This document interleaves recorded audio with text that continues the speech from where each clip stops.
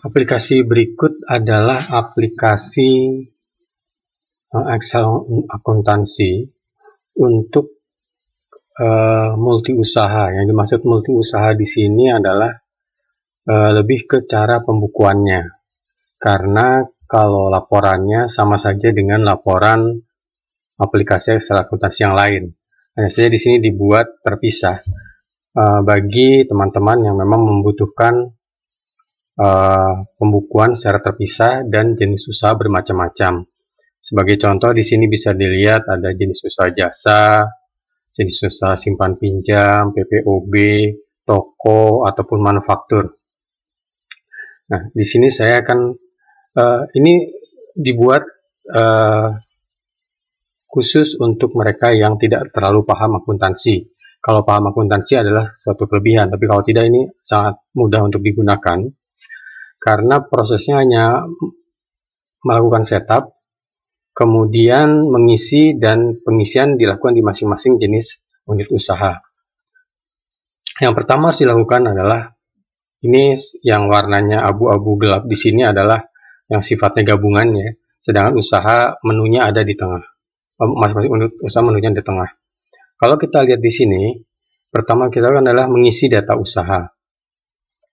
Ya. Di sini yang diisikan adalah nama, karena nama ini akan dipakai sebagai referensi di laporan gabungan. Ya. Jadi diisikan di sini data usaha. Sedangkan alamat, kota, provinsi, kode pos, dan ini sifatnya opsional. Tapi kalau tidak diisi, ini nanti akan mempengaruhi terhadap tampilan di nota penjualan dan pembelian. Perhatikan di sini ada alamat, kota, dan juga nomor telepon. Jadi akan muncul di sini. Ya. Kemudian unit usaha. Di sini saya menggunakan aplikasi dengan 8 jenis unit usaha. Nanti masing-masing aplikasi berbeda-beda, mulai dari 3 unit usaha hingga 8. Jadi diisikan namanya di sini. Ya. Tinggal diketik saja di sini. Nanti ada aplikasi yang memang masih kosong dan ada yang sudah diisi sebagai contoh. Jadi begitu diketik di sini maka namanya akan muncul di sini. Ini misalnya saya hapus saja Wisata Cantik di sini. Perhatikan di sini kosong. Ya. Kalau kita ke setup di sini juga di sini kosong karena ini akan jadi referensi di isian. Oke, saya ketikkan lagi.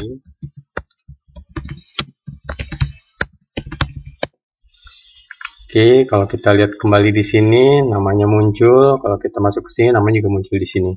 Dan perlu diperhatikan bahwa menu pertama atau unit usaha pertama di sini juga berfungsi sebagai unit usaha atau aplikasi untuk mencatat, modul untuk mencatat transaksi yang sifatnya kantor pusat. Semua dipusatkan di sini. Jadi bisa hanya tidak ada jual beli atau tidak ada transaksi, hanya untuk mencatat pemasukan dan pengeluaran yang khusus kantor pusat bisa dilakukan di sini. Tapi kalaupun ada transaksi juga tidak masalah, ya. Jadi bisa diisi semua di sini. Kemudian penyusutan disediakan sampai 6 baris, di mana di sini bisa diisikan masa manfaatnya. Ini bebas ya. Di sini hanya referensi saja. Kemudian nilai akhir. Jadi ini maksudnya nilai akhir kalau misalnya inventaris kantor digunakan selama 4 tahun. Nah, setelah 4 tahun itu harganya turun jadi berapa? Dan di sini adalah persentasenya. Misalnya harga 1 juta, masa manfaat 4 tahun. Yang kira-kira di akhir tahun keempat, harga dari 1 juta tadi tinggal menjadi 100.000. Ya, atau 10 juta tinggal menjadi 1 juta. Ya, ini juga bisa diisi. Jadi perhatikan yang kolom yang warna putih di sini, ini bisa diisi. Tapi yang ini jangan diganti, karena ini lihat formulanya, ini mengacu kepada data di laporan keuangan. Ya. Ini juga tanggalnya jangan lupa diisi, dan perhatikan ya, ini bandingkan. Ini tanggalnya akan muncul, kalau formatnya betul dia akan muncul seperti ini. Ya. Kalau tidak muncul seperti ini, atau tiba-tiba tulisannya di sini Selasa, itu berarti formatnya belum sesuai. Itu akan mempengaruhi di laporan gabungan dalam 1 tahun.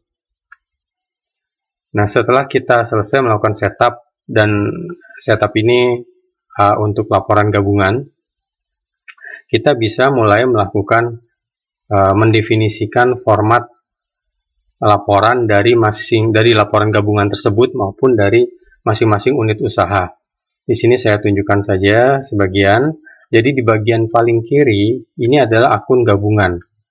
Jadi akun ini perlu diisi karena ini akan dijadikan referensi untuk pemilihan akun di unit-unit usaha yang lain. Jadi kalau dilihat di sini ini kan seperti ada muncul panah. Ini memilih kode usaha yang ada di sini. Ya. Ini ada panah, di sini tidak ada panah di sini karena di sini merupakan isian. Tapi perlu diperhatikan, diisi di sini harus yang sesuai areanya. Dalam artian gini, kas hanya disediakan 1, 2, 3, 4, 5, 6 sampai 15. Ya, ini namanya bisa diganti. Ya, nama di sini bisa diganti.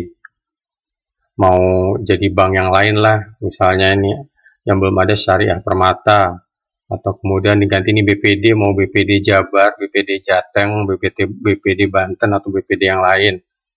Ini BRI, mau tambah lagi BRI Syariah, ini bisa diganti hanya sebatas di area sini. Ya.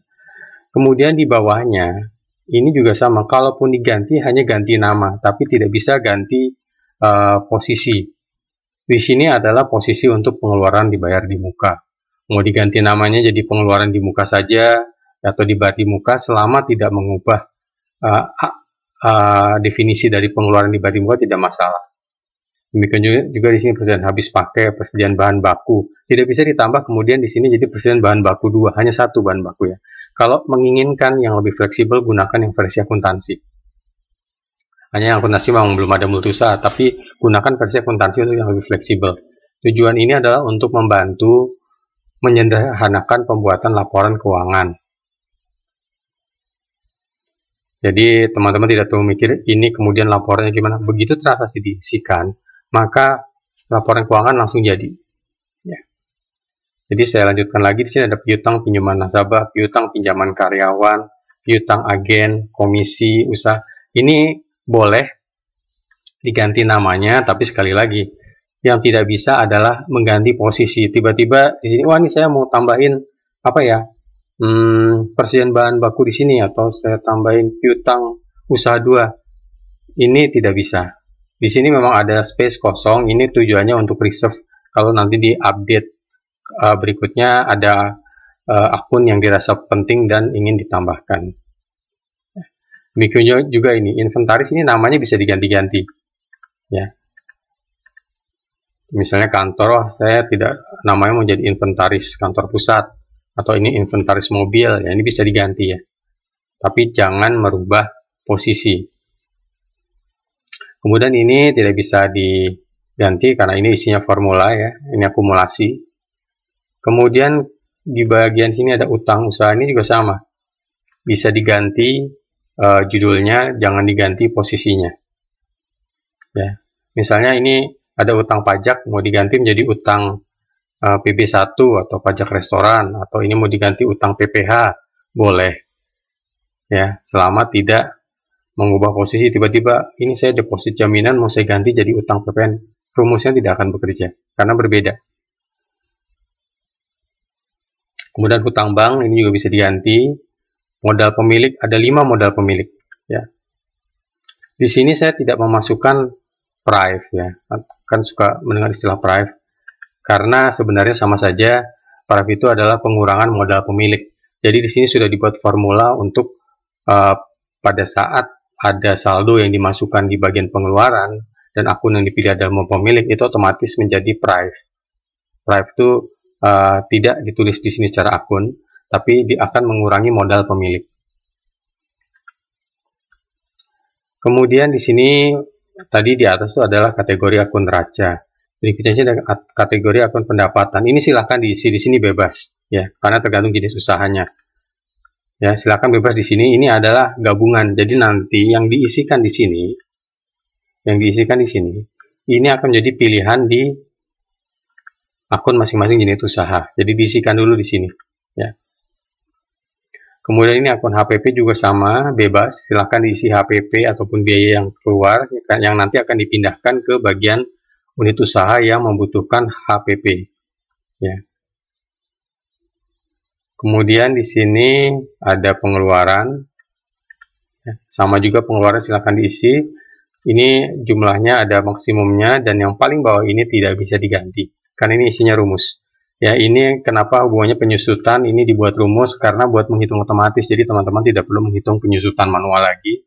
Semua sudah akan dihitung otomatis. Ya. Oke, berikutnya di sini ada 8 ya. 1 2 3 4 8 jenis usaha. Nah, ini ada kolom yang berwarna putih. Berwarna putih ini untuk diisi. Ya. Nah, jadi di bagian atas ini bisa di sini adalah kolom untuk kas. Jadi tinggal diisi banknya, misalnya yang berkaitan untuk usaha ini apa, tinggal dimasukkan di sini. Ya. Kalau lebih dari 5 gimana? Mohon maaf, ini hanya sampai 5. Ya.